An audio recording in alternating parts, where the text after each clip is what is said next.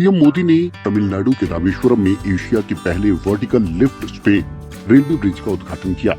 2 kilometre से ज्यादा लंबे ब्रिज की नींव नवंबर 2019 में पीएम मोदी ने रखी थी। ब्रिज रामेश्वरम को भारत की मुख्य भूमि तमिलनाडु के मंडपम से जोड़ता है। भविष्य को ध्यान में रखते हुए इसे डबल ट्रैक और हाई स्पीड ट्रेनों के लिए डिजाइन किया गया है। आइए इस वीडियो के जरिए आपको दिखाते हैं कि ये पुल इतना अनोखा क्यों है। इसके लिए आपको वीडियो के अंत तक बना रहना होगा। स्टील से बने नए ब्रिज पर पॉलीसिलोक्सेन कोटिंग की गई है, जो इसे जंग और समुद्र के नमकीन पानी से बचाएगी। पुराना पुल 2022 में जंग लगने की वजह से बंद कर दिया गया था। इसके बाद से रामेश्वर और मंडपम के बीच रेल कनेक्टिविटी खत्म हो गई थी। रामायण के अनुसार राम सेतु का निर्माण रामेश्वरम के पास धनुषकोडी से शुरू किया गया था।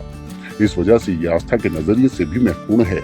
नया पम्बन ब्रिज 100 स्पैन यानी हिस्सों में मिलकर बनाया गया है। जब समुद्री जहाज को निकलना होता है तो इसे नेविगेशन ब्रिज का सेंटर स्पेन ऊपर उठ जाता है। ये इलेक्ट्रोमैकेनिकल सिस्टम पर काम कर रहा है।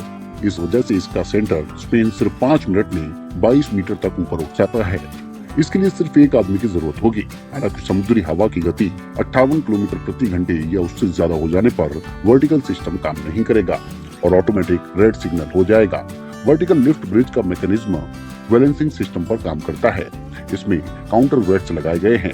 जब ब्रिज ऊपर उठता है तो शिप्स यानी बड़े बड़े पहियों की मदद से स्पेन और काउंटर वेट दोनों को सपोर्ट मिलता है।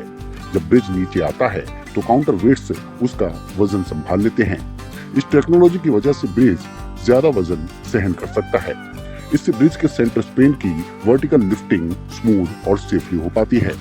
आइए इस अनोखी नए पम्बन ब्रिज के बारे में कुछ और खासियत आपको बताते हैं। ये bridge fully automatic vertical lift Spain है। पुराने मैनुअल सीजर लिफ्ट की तुलना में नया पुल पूरी तरह से ऑटोमेटिक वर्टिकल लिफ्ट सिस्टम से लैस है। इससे ट्रेन संचालन ज्यादा आसान होगा। पुराना पुल 19 मीटर ऊंचाई तक खुलता था, लेकिन नए पुल में 22 मीटर का एयर क्लियरेंस दिया गया है। इससे बड़े जहाज आराम से इसके नीचे से गुजर सकेंगे। नए पुल को तेज रफ्तार ट्रेनों के लिए डिजाइन किया गया है, जिसमें डबल ट्रैक और इलेक्ट्रिफाइड सिस्टम शामिल है। अब आपको बताते हैं कि इस ब्रिज को बनाने की जरूरत क्यों पड़ी।